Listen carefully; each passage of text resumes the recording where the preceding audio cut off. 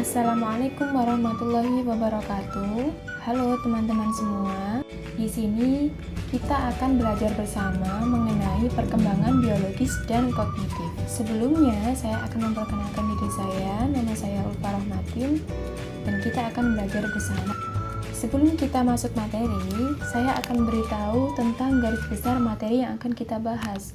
Nah, dari garis besar ini kita akan membahas dua subbab materi. Yang pertama perkembangan biologis dan yang kedua perkembangan kognitif.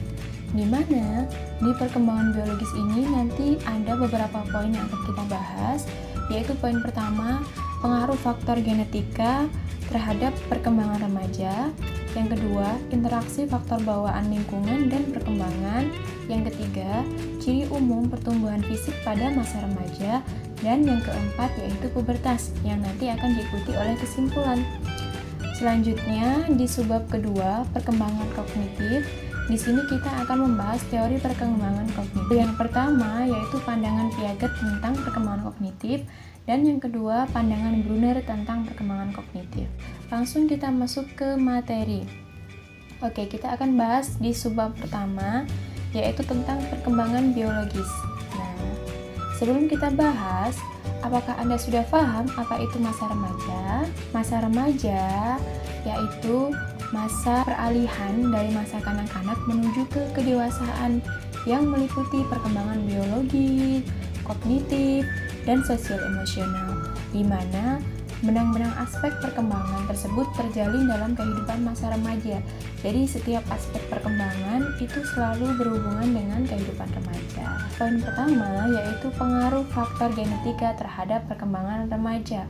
Di poin ini ada 3 yang kita bahas. Yang pertama yaitu sifat dasar gen, yang kedua metode yang dipakai para ahli genetika perilaku, yang ketiga yaitu temperamen. Pertama yaitu sifat dasar gen. Di sini sifat dasar gen itu ada 3. Yang pertama genotipe, yang kedua fenotipe, dan yang ketiga reaction range. Nah, apa sih itu genotipe?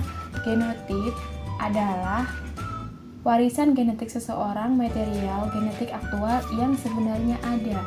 Namun, dari genotip ini tidak semua material genetiknya itu jelas atau tampak. Maksudnya ciri-ciri yang ditampilkan itu tidak semuanya bisa kita ukur atau kita lihat secara langsung. Yang kedua, yaitu fenotip. Bagaimana genotip seseorang tampil dalam ciri yang dapat diamati atau diukur. Jadi dia lebih ke gen yang bisa diukur. Misalkan ya, kita ambil contoh ciri fisik seperti tinggi, berat badan, warna mata, warna pigmen kulit, dan sebagainya. Itu dari fenotip. Nah, yang ketiga yaitu reaction rate adalah rentang jumlah kemungkinan fenotip untuk setiap genotip yang menunjukkan pentingnya peran pembatasan atau pengayaan lingkungan. Nah, dari Chandrasekhar 1984 menjelaskan rentang reaksi ini bahwa setiap orang memiliki jangkauan potensi. Misalnya, seorang lebih pendek dari kebanyakan orang. Meski diberi makan sebaik mungkin, orang yang memiliki gen pendek, dia tidak akan pernah tumbuh jadi lebih tinggi daripada rata-rata. Selanjutnya, yaitu tentang metode yang dipakai para ahli genetika perilaku. Dalam penelitian mengenai anak kembar twin study, mereka menggunakan kesamaan perilaku anak kembar identik diperbandingkan dengan kesamaan perilaku anak kembar fraternal. Apa sih bedanya antara kembar identik dengan kembar fraternal? Kembar identik, dia itu adalah tumbuh dari satu sel telur yang dibuahi menjadi 2 replika yang identik, masing-masing jadi satu anak. Nah, kalau kembar fraternal itu adalah kembar yang dimana dia itu berkembang dari sel telur yang berbeda dan sperma yang berbeda, sehingga secara genetis keduanya kurang mirip satu sama lain dibandingkan dengan kembar identik. Nah, biasanya kita pernah yang menjumpai anak yang bisa dibilang dia anak kembar karena lahirnya dalam hari yang sama, tapi ketika mereka dewasa wajah mereka nggak mirip kayak gitu. Nah, mungkin itu bisa jadi dari kembar fraternal. Nah, jadi di sini mereka menggunakan perbandingan antara kembar identik dengan kembar fraternal. Lanjut yang ketiga yaitu temperamen. Nah, temperamen itu apa?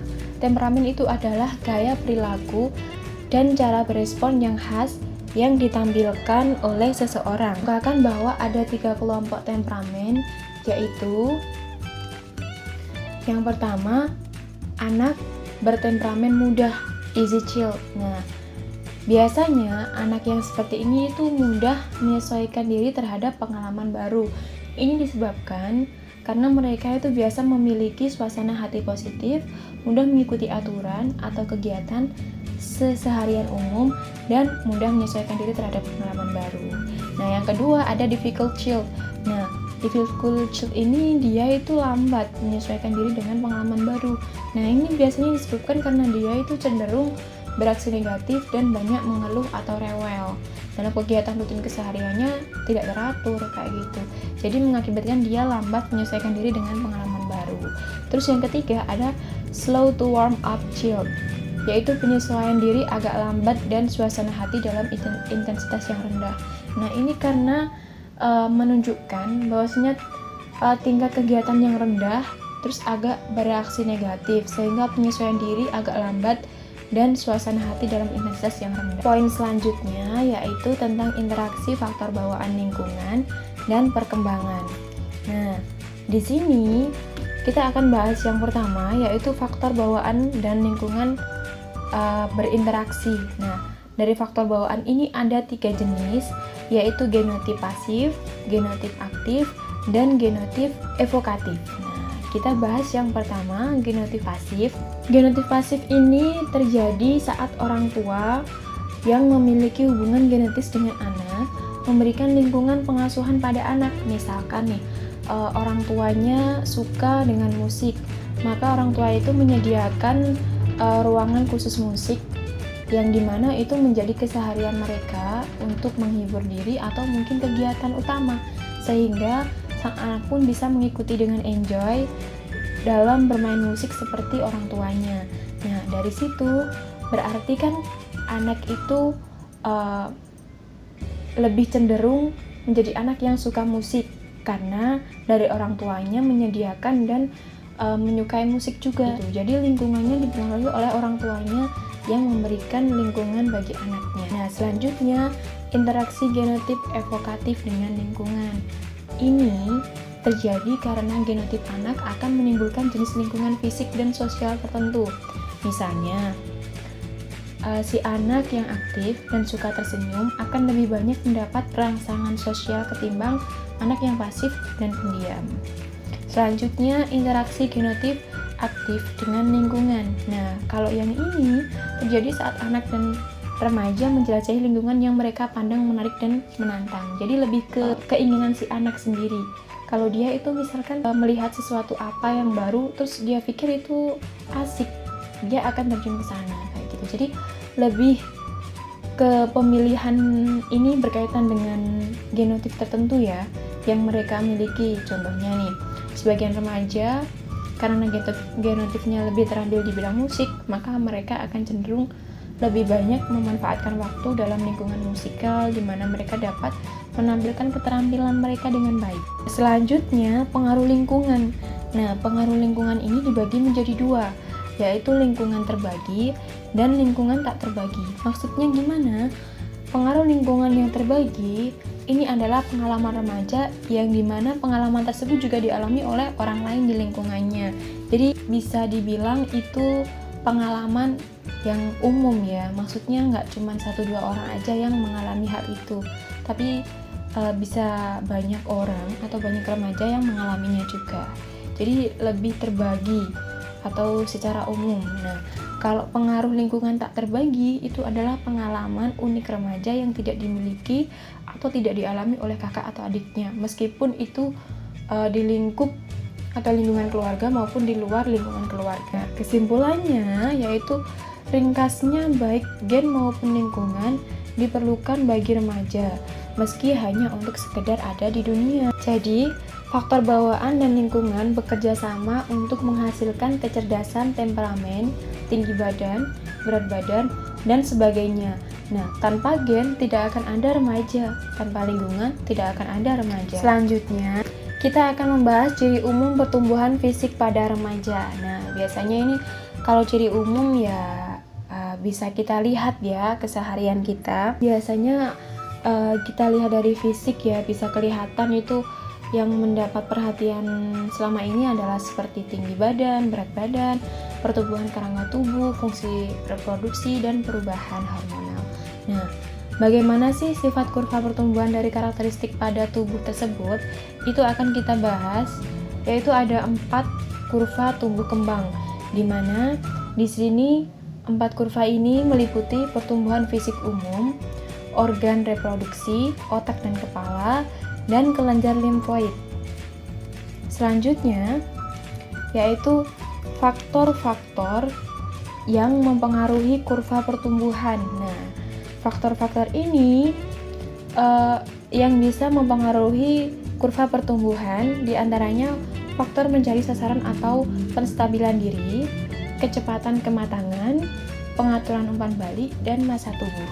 Saya ambil beberapa, misalkan dari kecepatan kematangan yang berbeda, itu maksudnya diketahui tentang pada bagian tubuh yang berbeda. Misalnya nih, kepala selalu lebih cepat berkembang daripada badan, dan badan selalu lebih cepat matang daripada anggota badan. Selanjutnya, di pengaturan umpan balik. Nah, ini melibatkan penyelesaian atau penyesuaian diri struktur biologis terhadap umpan balik. Misalkan, sekresi kelenjar pituitari mempengaruhi berbagai kelenjar lain, seperti kelenjar tiroid, kelenjar seksual. Nah, sekresi pituitari disesuaikan dengan tingkat hormon pada kelenjar lainnya. Nah, saat sekresi kelenjar lainnya mencapai kadar yang tepat atau memadai, kelenjar pituitari mengatur keluarannya agar tetap berada dalam keseimbangan yang sesuai dan sudah tercapai. Selanjutnya masuk ke poin pubertas. Nah, sebelum kita bahas apa sih itu pubertas? Pubertas adalah perubahan cepat pada kematangan fisik yang meliputi perubahan tubuh dan hormonal yang terutama terjadi selama masa remaja awal. Dari sini kita sudah tahu ya apa itu pubertas. Dari pubertas ini kita akan bahas 3, yaitu yang pertama tentang batasan dan determinan pubertas, yang kedua tentang perubahan hormon, dan yang ketiga tentang perubahan fisik. Nah, kita bahas yang pertama. Dari batasan dan determinan pubertas ini ada beberapa faktor yang berperan dalam terjadinya pubertas. Nah, di antaranya yaitu faktor genetik, faktor massa tubuh, dan faktor mutu makanan. Nah, selanjutnya dari perubahan hormon. Apa sih hormon? Hormon adalah suatu substansi kimiawi berkekuatan besar yang dikeluarkan oleh kelenjar endokrin dan dialirkan ke seluruh tubuh melalui pembuluh darah. Nah, di sini peran sistem endokrin itu sebagai apa? Dia itu pada masa pubertas melibatkan interaksi hipotalamus, kelenjar pituitari, dan kelenjar gonad. Dari hormon ini ada 2 hormon utama, yaitu hormon androgen dan hormon estrogen. Hormon androgen adalah hormon yang dihasilkan oleh seks pada laki-laki, sedangkan hormon estrogen adalah hormon yang dihasilkan oleh seks pada perempuan. Selanjutnya perubahan fisik. Nah, kalau perubahan fisik ini biasanya ditandai dengan meningkatnya tinggi dan berat serta kematangan seksual pada seseorang. Nah, jadi dari beberapa materi yang kita pelajari, kita bisa ambil kesimpulan bahwasanya dikatakan bahwa masa remaja berawal pada biologi dan berakhir pada budaya. Maksudnya gimana? Memang perubahan biologis diawali pada masa remaja itu tampak dramatik dan akrab bagi kita semua ya, meskipun sejumlah pakar perkembangan yakni bahwa hal ini terlalu banyak diperhatikan sehingga proses kognitif dan sosial emosional terabaikan. Nah, pubertas membawa perubahan meluas pada tubuh kita dan mengubah cara berpikir kita mengenai diri kita sendiri serta bagaimana cara orang lain berinteraksi dengan kita. Selanjutnya kita akan masuk di subbab yang kedua, yaitu tentang perkembangan kognitif. Kita mau bahas 2 pandangan. Yang pertama pandangan Piaget, yang kedua Brunner. Nah, kita bahas yang pertama yaitu tentang pandangan Piaget mengenai perkembangan kognitif. Sebelum kita bahas, kita alangkah baiknya tahu ya Piaget itu siapa. Nah, Jean Piaget ini adalah pakar psikologis dari Swiss yang hidup dari tahun 1896 sampai 1980. Nah, menurut beliau, anak-anak menyesuaikan pemikiran mereka untuk meliputi gagasan-gagasan baru. Nah, proses ini selalu dikenal dengan istilah asimilasi dan akomodasi. Asimilasi itu adalah terjadi ketika seseorang menggabungkan informasi baru ke dalam pengetahuan yang sudah dimilikinya. Kalau akomodasi terjadi ketika seseorang menyesuaikan dirinya terhadap informasi yang baru. Menurut Piaget ini ada 4 tahapan, yaitu tahap pertama konsorimotorik. Ini mulai umur 0 sampai 2 tahun, di mana bayi membangun pemahamannya akan dunia dengan mengkoordinasikan pengalaman indrawinya, misalnya nih dengan melihat dan mendengar, dengan gerakan fisik, motorik, sehingga disebut sensorimotorik. Di tahap kedua, yaitu preoperasional, ini mulai umur 2 sampai 7 tahun. Di tahap ini ada beberapa ciri. Yang pertama, ciri berpikir terhadap praoperasional mulai umur 2 sampai 4 tahun dan 4 sampai 7 tahun. Kita bahas yang pertama, umur 2 sampai 4 tahun ini memiliki ciri imitasi tak langsung. Terus permainan simbolis, menggambar, mengetahui bentuk-bentuk dasar geometris, gambaran mental masih kacau, bahasa ucapan, dan perkembangan bahasa. Nah, selanjutnya yaitu ciri-ciri berpikir tahap praoperasional umur 4-7 tahun. Yang pertama, anak masih memahami bahwa volume suatu benda berubah dengan perubahan wadah. Nah, selanjutnya egosentris, adaptasi yang tidak disertai gambaran yang akurat, dan klasifikasi figura. Di mana di klasifikasi figuratif ini anak-anak mengklasifikasikan suatu berdasarkan gambarannya. Mereka mengatakan sebuah gambar yang telah diputar letaknya berbeda dengan gambar sebelumnya. Selanjutnya yaitu tahap operasional konkret. Nah, tahap ini mulai umur 7 sampai 11 tahun. Menurut Piaget, operasi konkret itu adalah aktivitas mental yang difokuskan pada objek-objek atau peristiwa-peristiwa nyata atau konkret yang dapat diukur ya. Nah, dari tahapan ini ada beberapa proses penting, yaitu pengurutan, classification, decentering, reversibility, konservasi, penghilangan sifat egosentrisme. Nah, dari sini saya bahas pertama dulu pengurutan, di mana pengurutan adalah kemampuan untuk mengurutkan objek menurut ukuran. Kalau classification, yaitu mereka mampu untuk memberi nama dan mengidentifikasi serangkaian benda menurut tampilannya, ukurannya, atau karakteristik lain, termasuk gagasan-gagasan bahwa serangkaian benda-benda dapat menyertakan benda lainnya ke dalam rangkaian tersebut. Nah, selanjutnya decentering, yaitu kemampuan anak mulai bisa mempertimbangkan beberapa aspek dari suatu permasalahan untuk bisa memecahkannya. Selanjutnya ada reversibility, yaitu kemampuan anak mulai memahami bahwa jumlah atau benda-benda dapat diubah. Selanjutnya konservasi. Konservasi ini kemampuan memahami kuantitas atau panjang atau jumlah benda adalah tidak berhubung dengan pengaturan atau tampilan dari objek atau benda-benda tersebut. Langsung kita masuk ke tahap operasional formal. Ini mulai umur 11 sampai 15 tahun. Nah, di mana pada tahap ini pemikiran masa remaja telah mencapai tahap pemikiran operasional formal.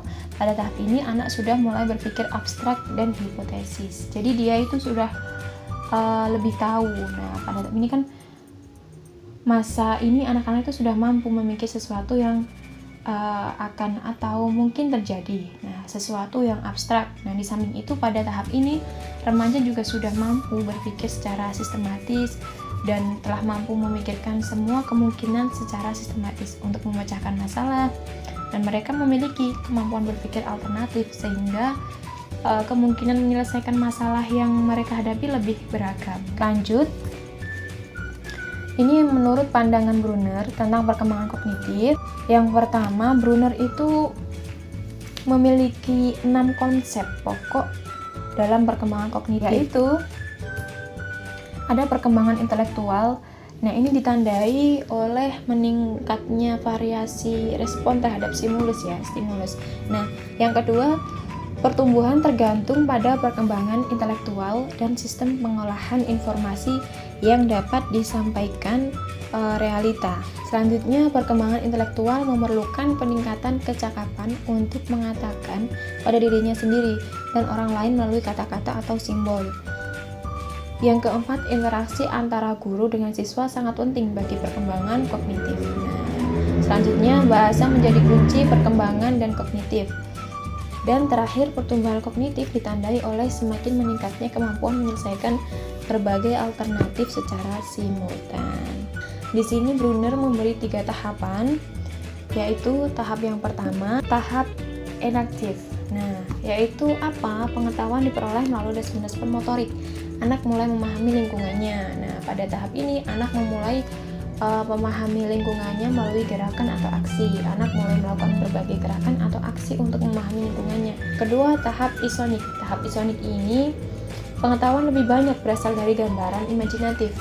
Nah, anak-anak di sini membawa informasi yang didapatnya melalui imaginary karakteristik tunggal pada objek yang diamati, dijadikan sebagai pegangan, dan pada akhirnya anak mengembangkan memori visual. Nah, misalnya nih, anak memiliki gambar orang.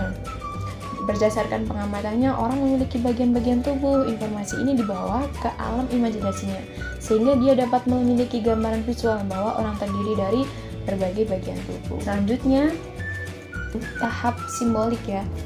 Pada tahap ini pengetahuan lebih banyak berasal dari kata-kata yang berubah-ubah ya, simbol matematika dan simbol sistem, di mana remaja mampu menyusun gagasan secara padat.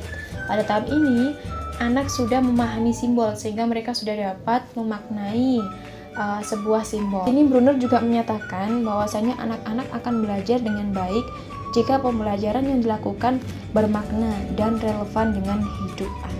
Nah, alhamdulillah materi sudah kita pelajari bersama. Terima kasih semuanya telah menonton video ini hingga selesai. Semoga materi yang kita pelajari bisa bermanfaat bagi kita semua. Terima kasih. Assalamualaikum warahmatullahi wabarakatuh.